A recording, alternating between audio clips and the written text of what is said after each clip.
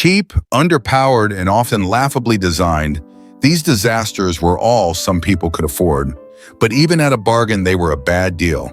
Get ready for 12 of the stupidest cars from the 1970s. So slow, ugly, and poorly built that even their low price couldn't make them a good buy.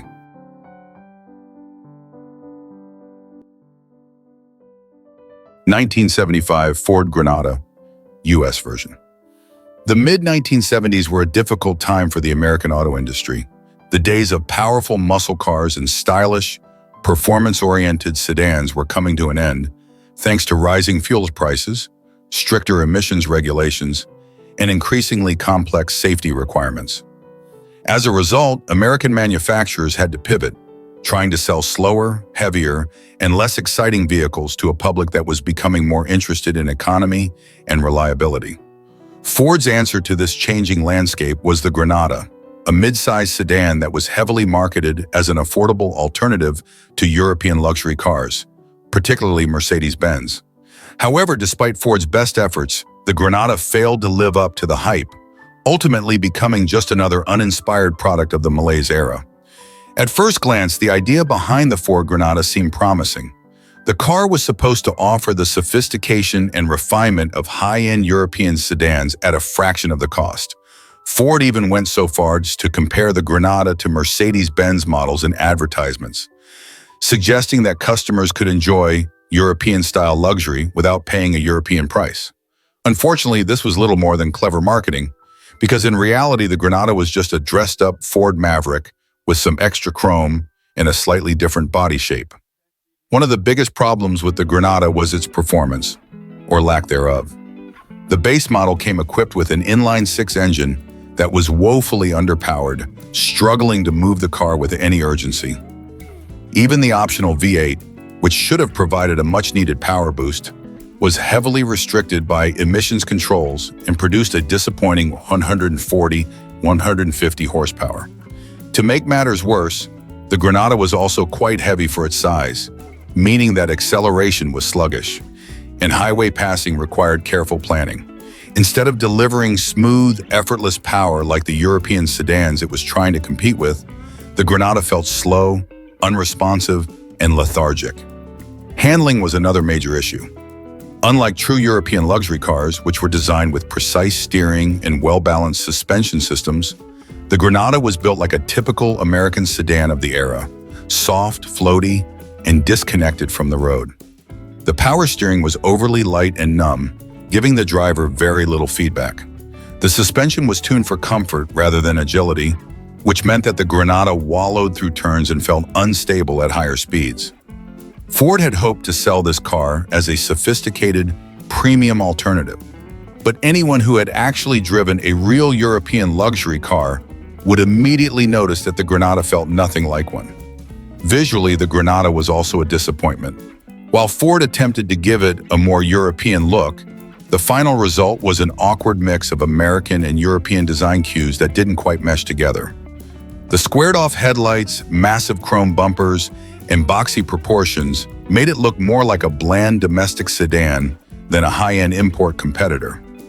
It lacked the elegance of a Mercedes-Benz or BMW, and instead of looking refined, it came across as heavy and uninspired. Inside, things weren't much better. While the Granada was marketed as a premium offering, the interior materials told a different story. Cheap plastic surfaces, flimsy switchgear, and poor build quality gave the car a low-rent feel, even in higher trim levels. The seats were designed more for softness than support, and while Ford tried to add some upscale touches like wood grain trim and faux leather upholstery, these details couldn't hide the fact that this was, at its core, an average American car with a fancy marketing campaign. Despite all of these shortcomings, the Granada still managed to sell relatively well, mainly because buyers in the mid-1970s didn't have many better options. The fuel crises and new regulations had crippled the performance of most American cars, so it wasn't like the competition was offering anything much better. People who wanted something affordable and somewhat comfortable ended up buying the Granada simply because it was there, not because it was actually a great car. In the end, the Ford Granada failed to live up to its own marketing. It wasn't luxurious enough to compete with real European sedans, it wasn't powerful or exciting enough to appeal to enthusiasts, and it wasn't built well enough to have any lasting legacy. Instead, it became yet another forgettable car from an era full of forgettable cars. Today, few people remember the Granada, and those who do generally don't remember it fondly. It was a car that tried to be more than it was, but in the end, it was just another slow, heavy, and uninspiring sedan from a time when American automakers seemed to have lost their way. 1975. Austin Allegro, UK. The 1970s were not a great time for the British automotive industry.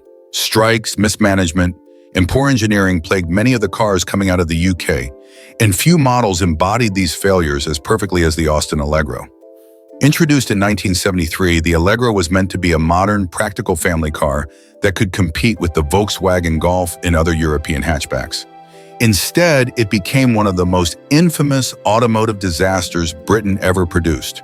A car so ugly, unreliable, and poorly designed that it's still a punchline decades later.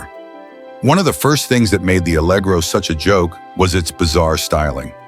British Leyland, or BL, the company behind the car, decided to go with a rounded, bloated design that made it look like it was constantly in the process of melting. Unlike its predecessor, the clean-cut and angular Austin 1100-1300, the Allegro had a soft, blob-like appearance that made it instantly unattractive. The proportions were all wrong. It was too tall, too narrow, and had an awkward stance that made it look unstable even when sitting still. BI had intended the Allegro to have a sleek, modern design, but the end result was anything but. Then there was the infamous Quartic steering wheel, a bizarre, almost rectangular wheel that BL insisted was a futuristic improvement. The idea was that this odd shape would allow for better legroom and a more ergonomic driving experience. In reality, it just made the car uncomfortable and awkward to drive. Most people hated it, and it became a symbol of everything wrong with the Allegro. Even BL eventually admitted it was a mistake and quietly phased it out in later models. If the weird styling and ridiculous steering wheel weren't bad enough, the Allegro also suffered from terrible build quality and reliability issues.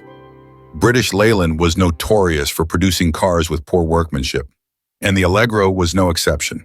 Parts would frequently break, doors wouldn't fit properly, and electrical gremlins were common.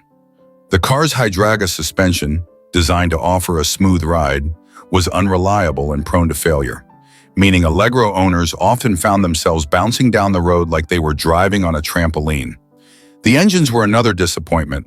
While the Allegro came with a variety of engine choices, ranging from small 4-cylinders to a 1.7L unit, none of them were particularly good. They were slow, noisy, and inefficient. The Allegro was never designed to be a performance car, but even by economy car standards, it was painfully underpowered. Acceleration was sluggish, highway speeds were a struggle, and reliability issues meant that even when the car was running properly, which wasn't often, it wasn't exactly enjoyable to drive.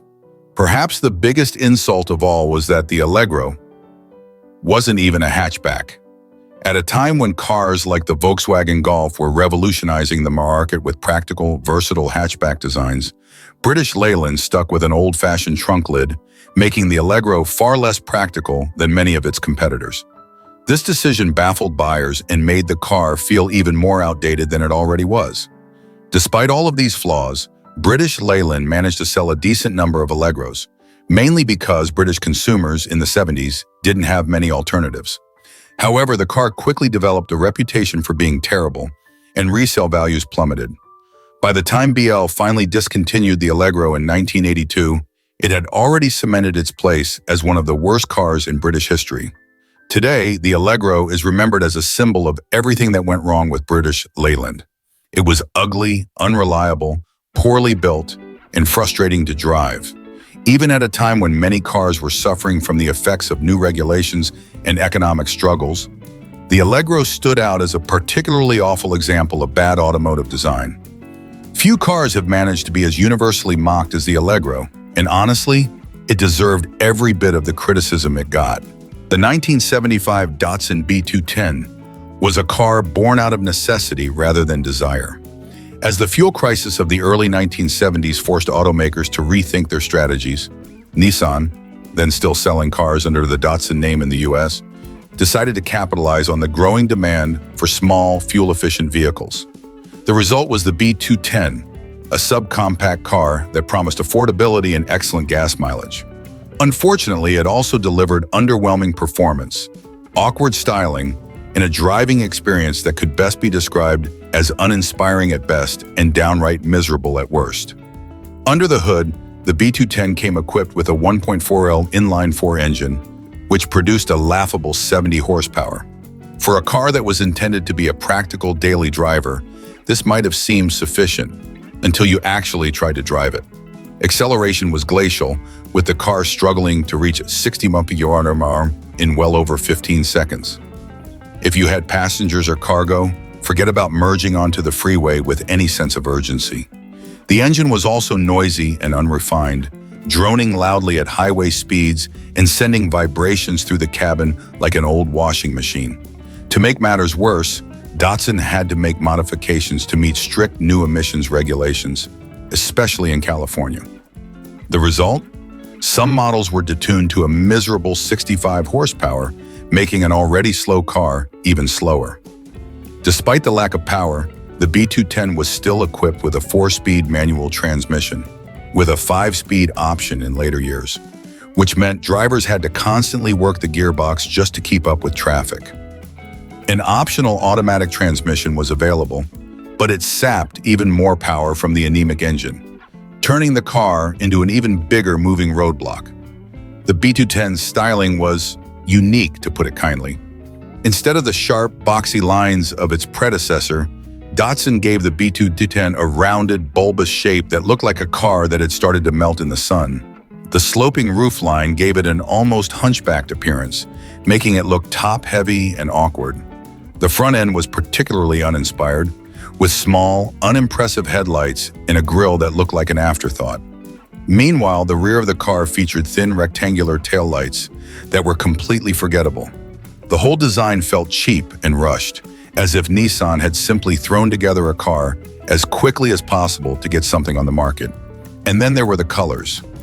The 1970s were infamous for questionable automotive color choices, and the B210 was no exception.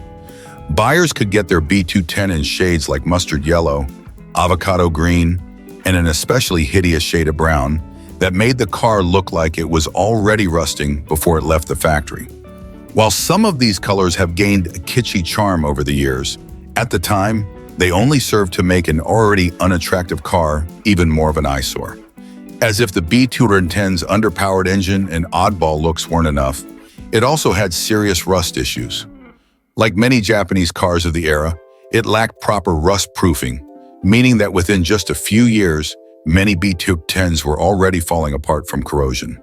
The thin metal used in the body panels offered little resistance against road salt and moisture, leading to floorboards rusting through, wheel wells crumbling, and structural integrity becoming a serious concern.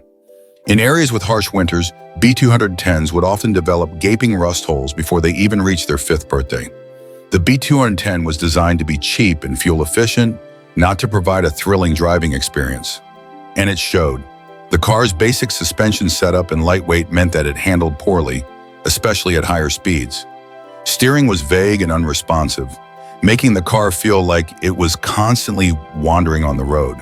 The suspension was soft and floaty, which might have made for a somewhat comfortable ride, except that the car was so light that it bounced and swayed like a rowboat in rough water.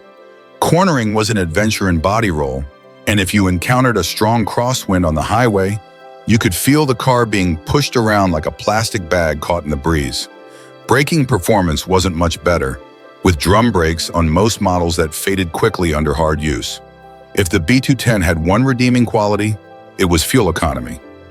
At a time when gas prices were skyrocketing, the B210's ability to deliver over 40 miles per gallon on the highway made it an attractive option for budget-conscious drivers. This was one of the key reasons the car actually sold well, despite its many flaws. Datsun even tried to market it in a fun way, calling certain versions the Honeybee, complete with cartoon bee decals.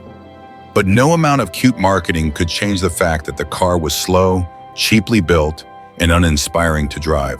The 1975 Volkswagen Dasher was, in essence, a misstep for Volkswagen, an attempt to expand its product lineup into the compact sedan market, but it ended up as a forgettable, frustrating experience for its owners.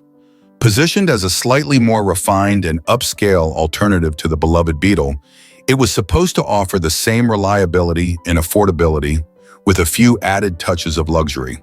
However, in reality, the Dasher was a cheap, poorly executed car that simply didn't live up to its promises, offering little in terms of performance, comfort, and long-term value. Let's start with the engine.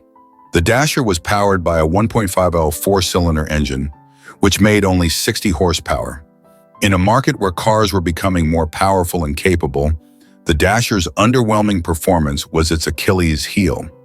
Even by the standards of the time, its acceleration was lethargic, and highway driving was an exercise in patience. It was slow, sluggish, and underpowered for a car that was meant to be a practical, family-oriented sedan. While its tiny engine may have been efficient in terms of fuel economy, it was hardly an exciting driving experience, and it often struggled to keep up with even the most basic sedans of its era. But perhaps the most disappointing aspect of the Dasher was its marketing. Volkswagen had positioned the car as a step up from the economy-minded Beetle, with claims of better quality and luxury features. Unfortunately, these claims were more style than substance. The interior of the Dasher was bland and uninspired, lacking the charm that the Beetle had in spades. The seats were uncomfortable, with little in the way of support, and the cabin felt cramped and basic. There were no standout features or anything that would make owners feel like they were driving something more upscale. Instead of offering the kind of quality and luxury that it was promised, the Dasher felt like a low-rent car trying way too hard to appear something it wasn't. Even the dashboard was simple to the point of being unremarkable, with no cutting-edge tech or unique design touches to speak of. On top of that, the Dasher's handling and driving dynamics were far from impressive. It felt clunky, especially when making tight turns or driving on winding roads. It lacked the precision and smoothness that you'd expect from a car trying to claim the upscale tag. Instead, it felt like a cheaper, mass-produced Model Y that just happened to have a higher price tag. When compared to competitors in its class, such as the Datsun B210 or the Honda Civic, the Dasher simply couldn't compete, especially in terms of handling and overall driving enjoyment. As if the underwhelming engine and lackluster interior weren't bad enough, the Dasher also suffered from reliability issues. Its fuel injection system was a particular headache for many owners, as it was prone to breaking down. This system, which Volkswagen had introduced with hopes of improving fuel efficiency and performance, instead became a constant source of frustration. It was prone to frequent malfunctions, leading to stalling and costly repairs. For a car that was meant to offer reliability, the Dasher failed to deliver, and it wasn't long before owners found themselves spending more time in the mechanic's shop than on the road.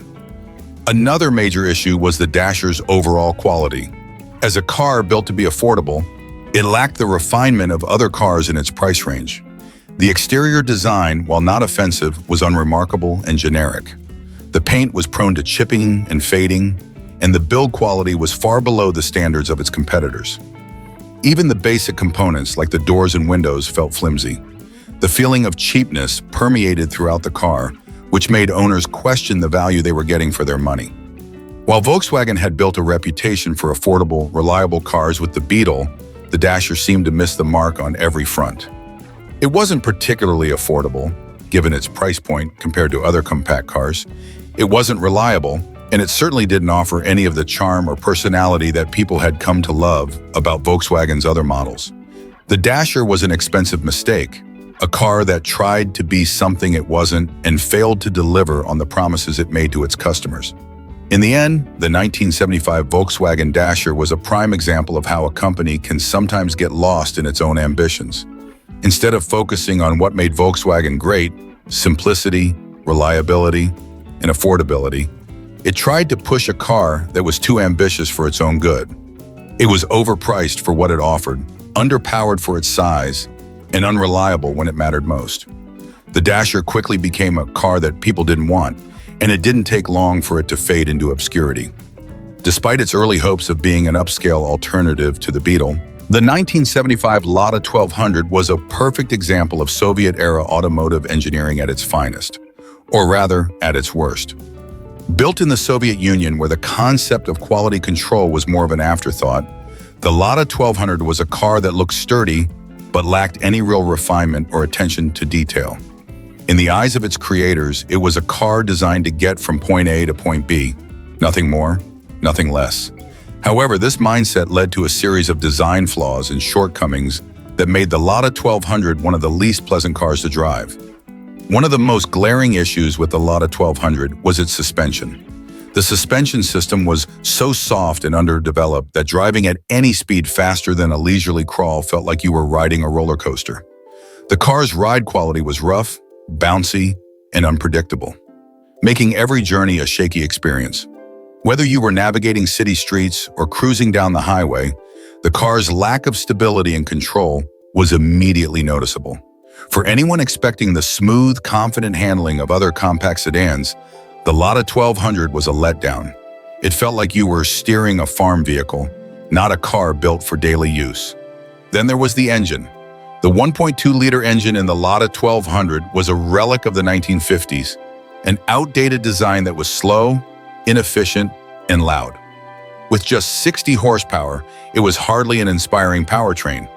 The engine struggled to keep up with even the most basic of modern cars, and made the kind of noise that you would expect from a much larger, more cumbersome machine.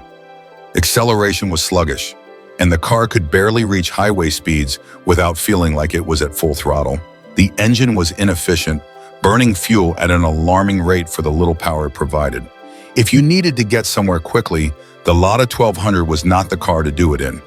But while the Lada 1200 might have been a nightmare to drive, it did have one saving grace. It was built like a tank. The body was incredibly durable, and the car was surprisingly tough for a budget vehicle. Ladas were known for their ability to withstand the harshest of conditions, from the icy roads of Siberia to the rough terrain of rural areas. However, this toughness came at a cost. The car was heavy, slow, and lacked the finesse of more modern vehicles. It was built to last, but that was about the only thing it did well. Inside the Lada 1200, the story was no different. The interior was basic and utilitarian, with cheap materials and minimal comfort. There was no room for luxury, and nothing about the cabin made you feel like you were driving a car meant for enjoyment. The dashboard was simple and uninspired, with just the bare essentials: speedometer, fuel gauge, and not much else. Seats were hard and uncomfortable, and there was little thought given to ergonomics or design. If you were expecting any form of refinement or comfort, you would be sorely disappointed. Despite its many flaws, the Lada 1200 was, at the time, a common sight on Soviet roads. It was affordable, and in a country where access to personal vehicles was limited, it offered a sense of mobility. However, when it came to driving experience, performance, or even basic reliability, the Lada 1200 was a serious letdown. It lacked the quality, comfort, and driving dynamics that drivers in other countries could take for granted, and it was a far cry from the more refined, efficient cars that were being built in the West. Ultimately, the 1975 Lada 1200 wasn't just a bad car by modern standards. It was a bad car by the standards of its time.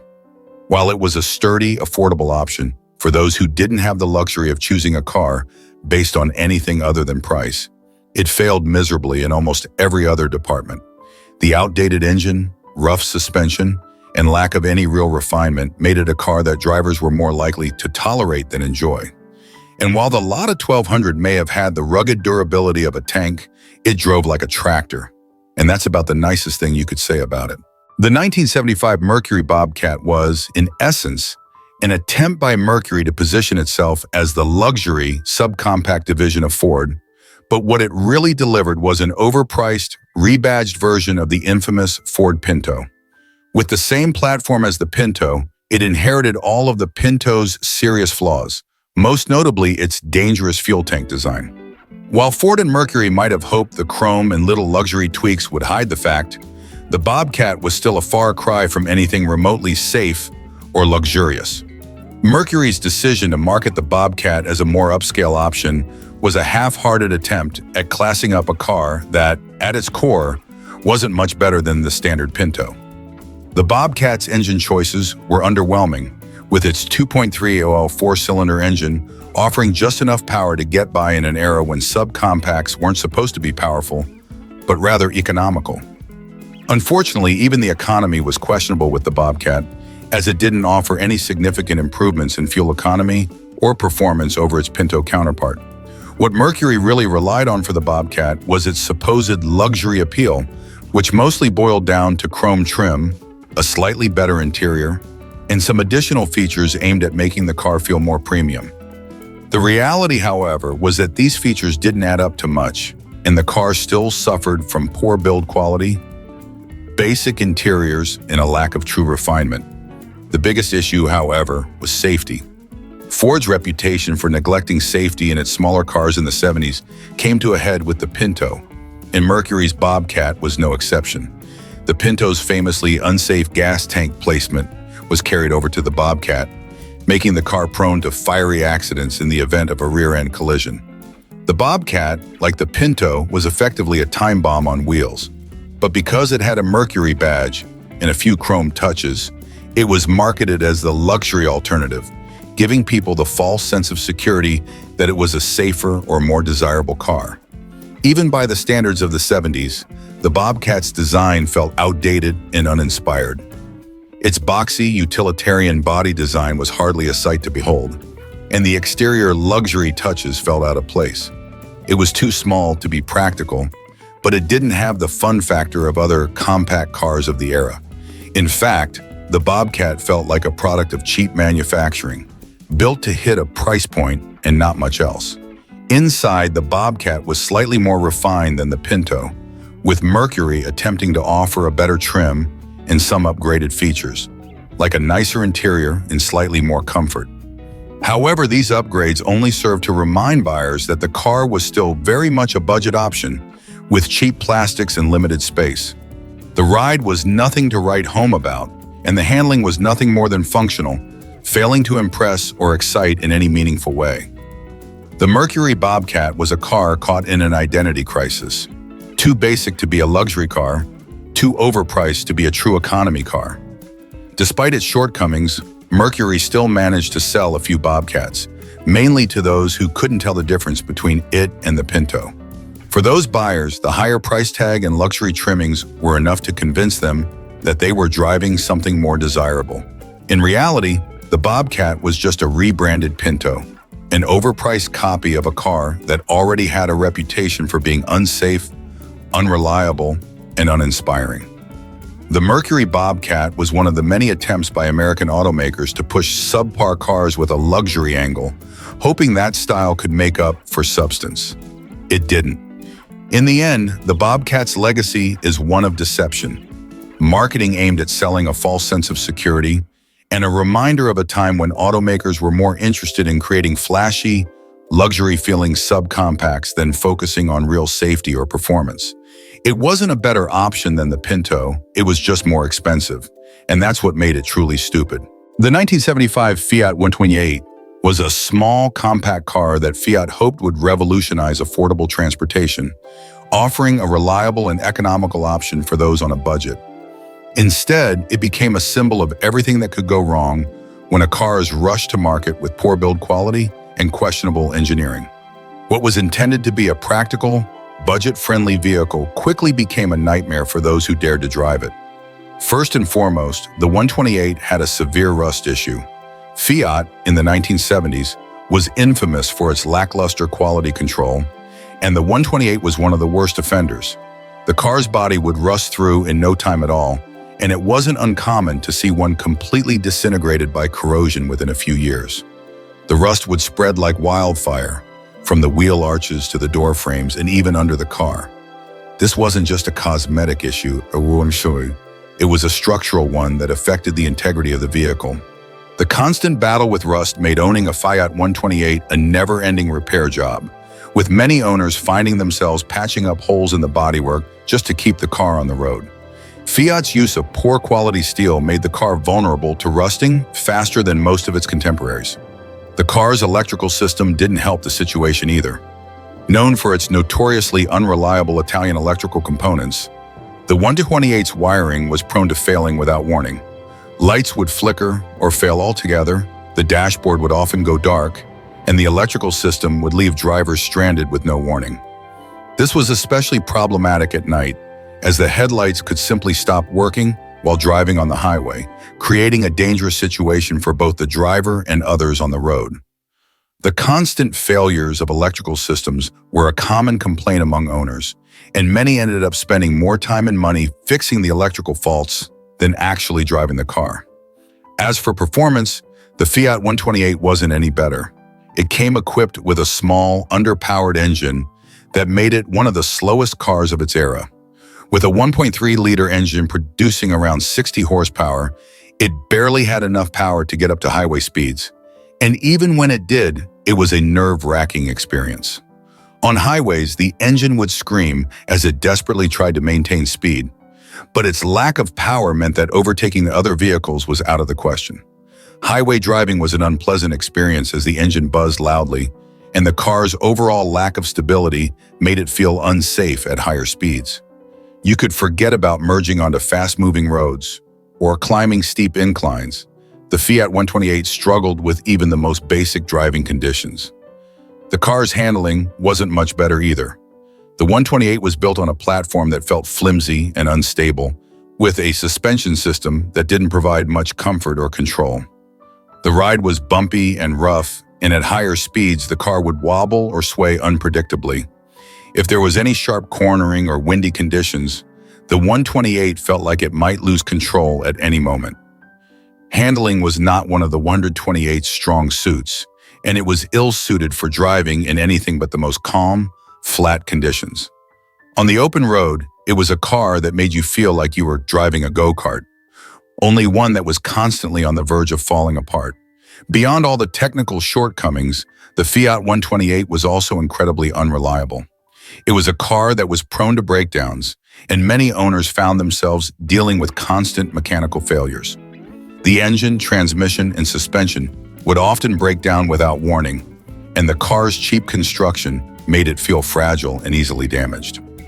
Many owners reported having to constantly tinker with the 128 just to keep it running, and some even found themselves stranded by the side of the road more times than they'd like to admit.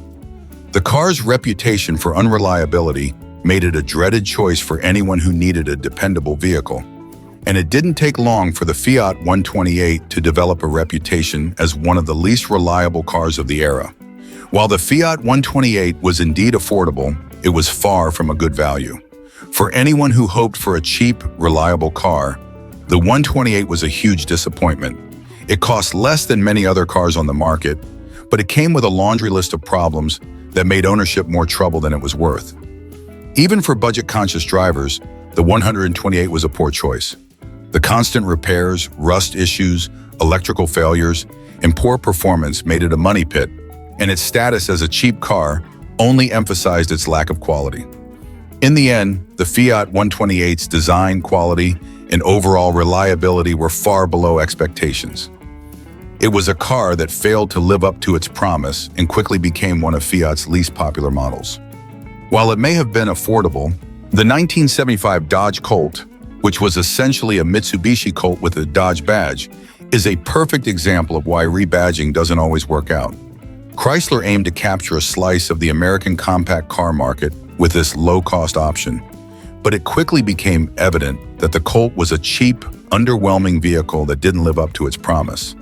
The car's appeal was based primarily on its low price tag, but for many owners, the reality was far less satisfying. To start, the Colt's performance left much to be desired. Powered by a small 1.6-liter engine that produced a meager 75 horsepower, the car was not only sluggish, but struggled to perform in even the most basic driving scenarios. For a compact car, it should have been nimble and responsive, but instead, it was a slow-moving burden on the road. With such a weak engine, the car struggled to keep up on highways and long commutes, making drivers feel like they were constantly fighting to maintain a reasonable speed. It was the type of car that had to be coaxed to accelerate, and highway merges or passing other cars felt like an impossible feat. The lack of power meant that the Colt wasn't suited for anything other than city driving at best, and even then, it was a chore to maneuver in and out of traffic. While the engine was a major issue, the overall build quality of the Dodge Colt was another glaring problem. Chrysler had taken a Mitsubishi design and rebadged it for the US market, but the quality of the product was severely lacking.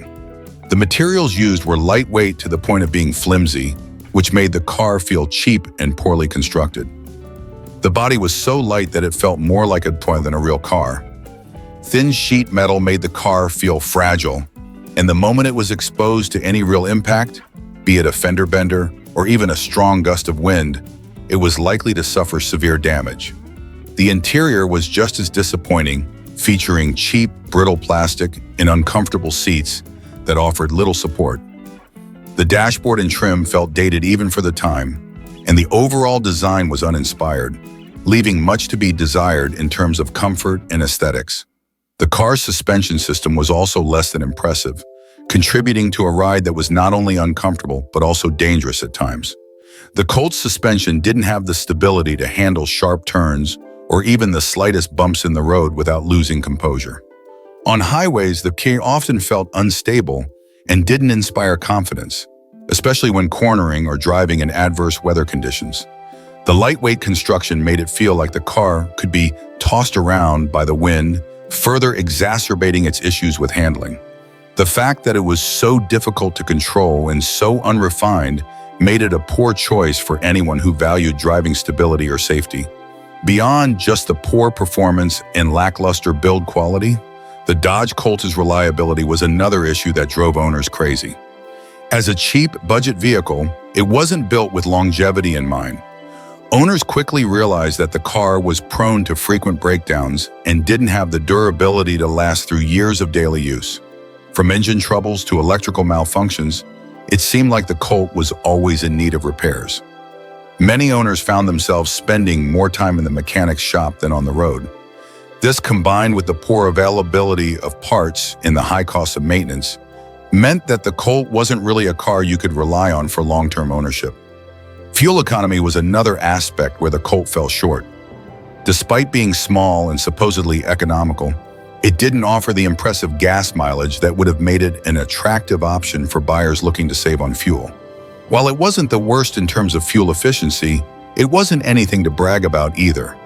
It seemed like a car that promised a lot in terms of cost saving, but failed to deliver in real-world driving conditions.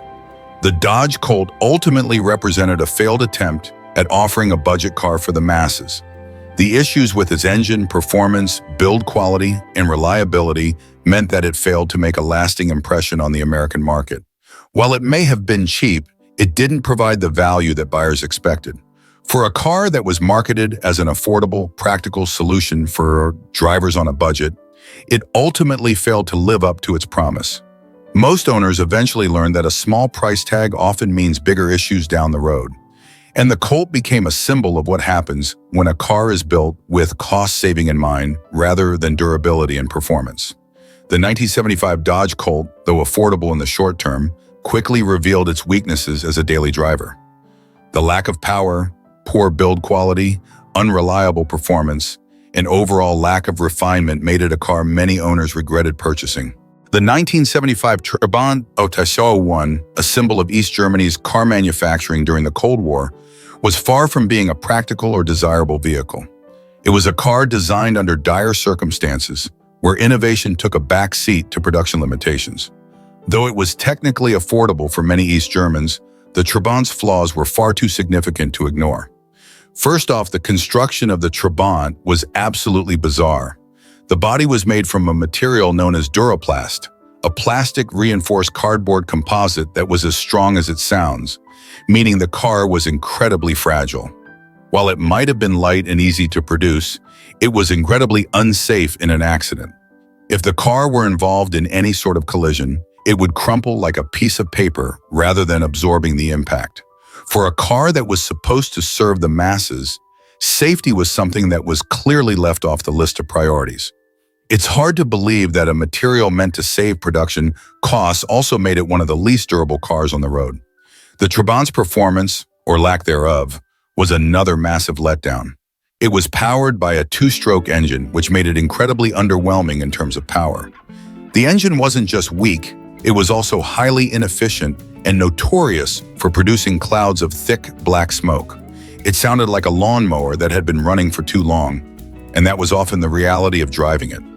The noise, the pollution, and the lack of any real power made the Trabant 601 a dreadful car to operate, especially when trying to keep up with modern vehicles.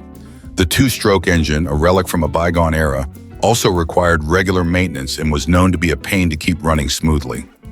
Inside the Trabant, things didn't improve. There was zero luxury to speak of. The interior was basic at best, with hard, uncomfortable seating and a minimalistic dashboard that offered little in terms of functionality or style. The materials used in the interior were cheap, and the overall driving experience was about as exciting as watching paint dry. The idea of comfort, much less pleasure, was completely absent from the design of the car. It was all about getting from point A to point B in the most utilitarian way possible, without any thought to the satisfaction of the driver. Performance wasn't just about speed or power, it was about reliability. Unfortunately, the Trabant 601 failed on that front as well. The car was prone to breakdowns. With a design that didn't hold up well over time, with minimal maintenance, the Trabant would begin to show its age quickly, becoming less reliable and more prone to mechanical issues. It wasn't uncommon for owners to experience breakdowns on a regular basis, and spare parts were often in short supply. This only made driving a Trabant an even more miserable experience. In a country where car ownership was a luxury that came with years of waiting, the Trabant 601 was, in many ways, a sad disappointment. Those who were lucky enough to receive their Trabant after waiting for up to a decade often regretted the decision soon after.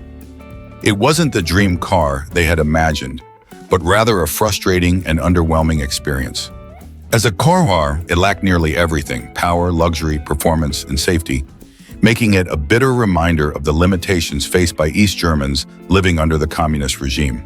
The Trabant 601 was a vehicle that existed more out of necessity than desire. It was a means of transport, nothing more, but a poorly executed one at that. If you lived in East Germany, your Trabant was not a symbol of progress or freedom. It was a symbol of a stagnant system that failed to deliver on its promises. It was a car that should have been left in history's rearview mirror, never to be looked back upon fondly. For those who were stuck driving it, the Trabant 601 was less of a car and more of a reminder of just how low the standards were for cars in East Germany at the time. The 1975 Chevrolet Chevette is often cited as one of the least memorable and most disappointing cars to have graced the automotive market during its time. As an entry-level compact car aimed at those seeking cheap, basic transportation, it failed to deliver anything beyond the most rudimentary experience. To call it basic would be an understatement. This was a car that was both underpowered and underwhelming in almost every way possible. Let's start with the performance, which unfortunately was a complete disaster. The Chevette came with a 1.6-liter four-cylinder engine that only produced 60 horsepower. In a time when even small cars were expected to have some semblance of performance, this was not nearly enough to make the Chevette remotely interesting to drive. In fact, this pitiful engine could not even keep pace with the slowest of the other compact cars on the road. Reaching 60 mph took an agonizing 16 seconds, which was a death sentence for anyone trying to merge onto the freeway or navigate modern traffic. In other words, it was a slow car by any standard. Its acceleration felt sluggish and uninspiring, leaving drivers frustrated with every press of the pedal. But performance was not the only flaw. The interior was just as dismal, offering little comfort or excitement for its passengers. Chevrolet's cost-cutting measures were painfully obvious, with a cheap, rattling interior that screamed low budget at every turn. The dashboard, door panels, and seats were constructed with flimsy materials that didn't even try to create a sense of refinement. The Chevette's cabin lacked any notable design, with a plain, unappealing aesthetic that was as uninspired as the car itself. Every ride felt like a chore, uncomfortable, noisy, and lacking any of the creature comforts that people had come to expect from even economy cars by the mid-70s. The Chevette was built to be functional, but its idea of functionality was reduced to a bare minimum. Despite its limited price tag, the Chevette was far from a deal. In fact, for the money you spent, you were getting little in return. Buyers were led to believe they were investing in a cost-effective vehicle, but what they received was a car so basic and uncomfortable that it felt like a penalty rather than a purchase. Even its competition at the time, cars like the Ford Pinto, which was also known for being cheap and poorly made, felt like they had more to offer. The Chevette's lack of charm was its ultimate downfall. It wasn't just cheap, it was unpleasant. When it came to handling and driving dynamics, there was no saving grace. The Chevette felt clumsy, with no responsiveness to the steering and a lack of stability at speed. Even navigating tight corners was a challenge, as the car lacked the agility and ease you'd expect from a compact. This only added to the frustration of an already dismal driving experience. It wasn't just that the Chevette was slow, it was uncomfortable and difficult to drive, even at low speeds. When you had to brave the highways, it was more of a challenge of endurance than driving pleasure. The Chevette's aesthetic appeal was another major weakness. Its design was utilitarian and uninspiring. The exterior wasn't ugly per se, but it had no presence, no style, no flair. It was just there. The car's boxy, compact shape did little to stand out from the competition. There were no curves to give it any grace, nor were there any features that set it apart from the crowd. It was essentially a bland, forgettable shape that made no statement about its owner, except that they didn't care about style. But perhaps the most telling aspect of the 1975 Chevrolet Chevette's legacy is how quickly it faded into obscurity. Few people talk about the Chevette today, and those who do often do so with an eye roll or an exasperated chuckle. It was a car that no one loved, and with good reason. Even those who owned one likely have few fond memories of their time with the Chevette. For all its effort to be basic transportation, it missed the mark entirely. It wasn't just unremarkable, it was forgettable. No one looked back at the Chevette with nostalgia or appreciation for its simplicity. Instead, it was a car that, in the end, couldn't offer anything to its owners except the bare minimum. In sum, the 1975 Chevrolet Chevette was a perfect example of a car built to meet the lowest possible expectations. It was cheap in price, yes, but it was also cheap in every other regard: performance, comfort, design, and reliability. The Chevette wasn't just a failure of engineering, it was a failure of imagination. It's one of those rare instances where the idea of basic transportation became a synonym for pure mediocrity.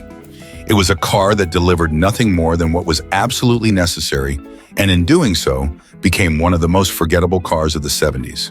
The 1975 Ford Pinto remains one of the most notorious cars in automotive history, not because of its affordability or compact size, but due to its deeply flawed design and safety issues that caused countless accidents and fatalities.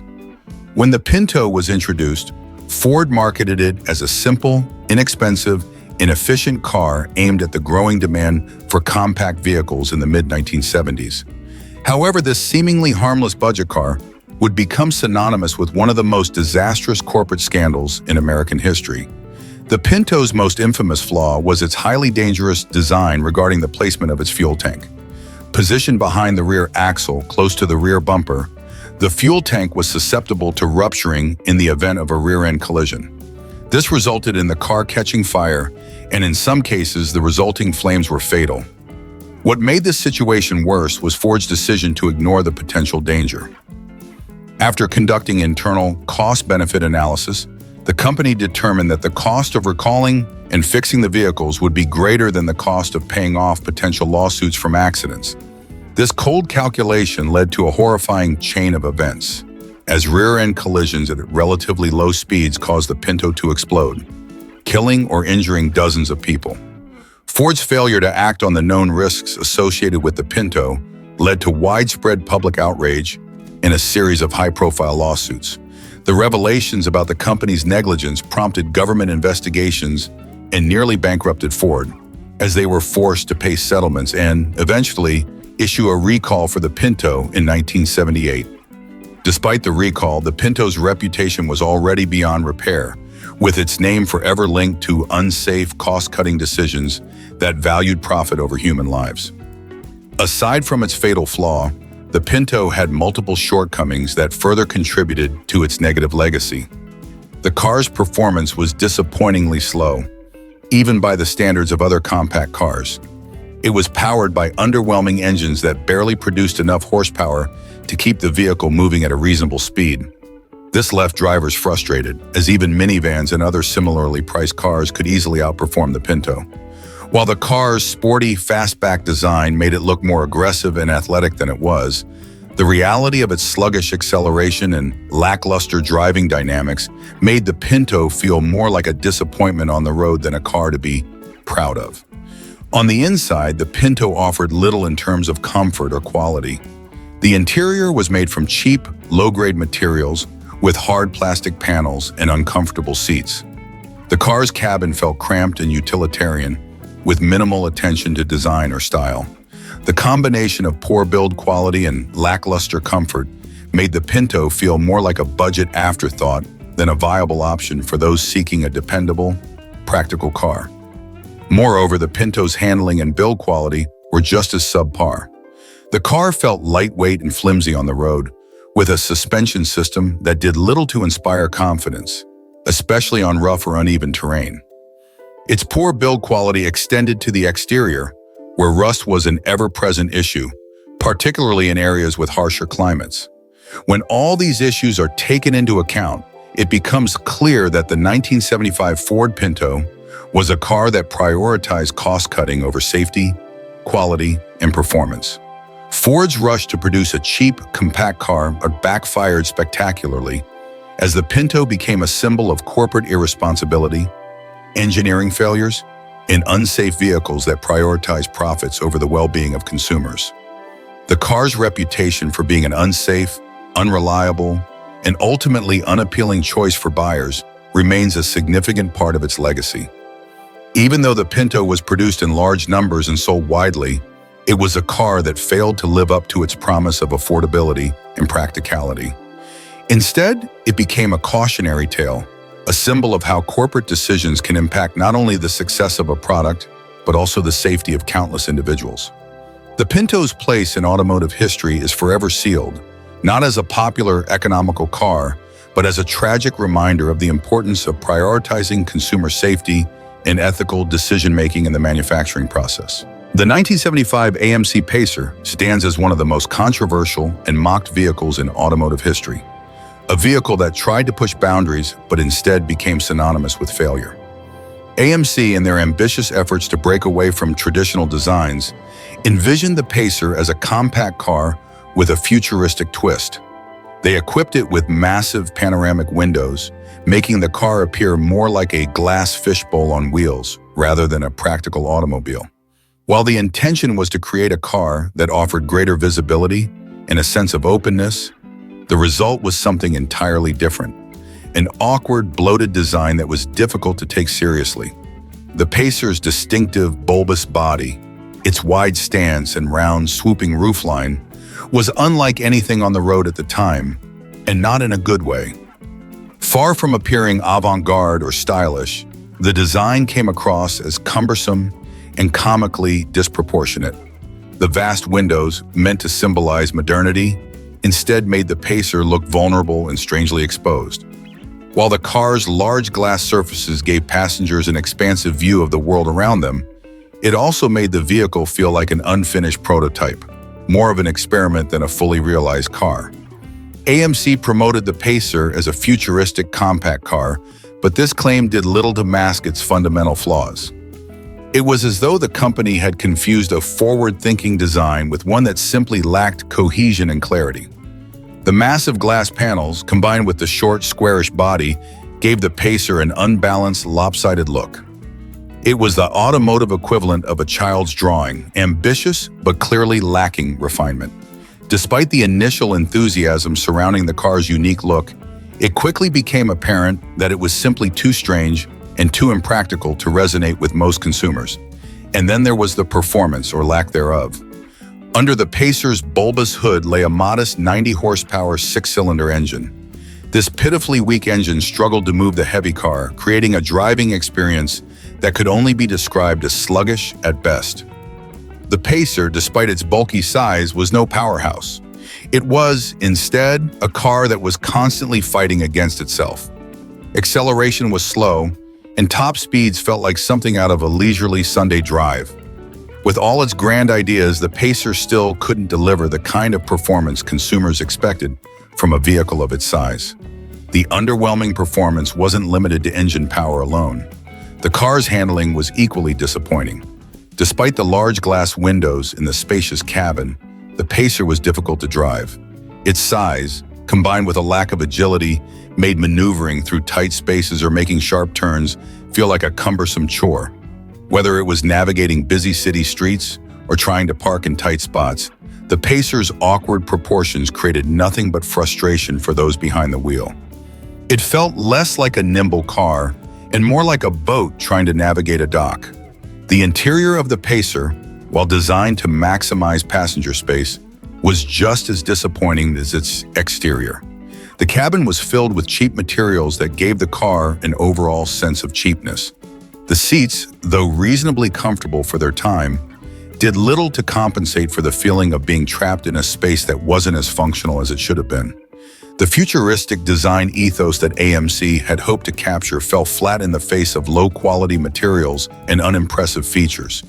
It was as though the car's bold, glassy exterior couldn't make up for the lack of attention to detail in the places that mattered most. But it wasn't just about what the Pacer was. It was also about what it wasn't. The car promised a futuristic, efficient alternative to traditional American vehicles, yet failed to deliver on any of these fronts. The Pacer wasn't efficient, it wasn't futuristic, and it definitely wasn't exciting to drive. Buyers expecting a new kind of compact vehicle were instead left with a car that seemed like it had been frozen in time.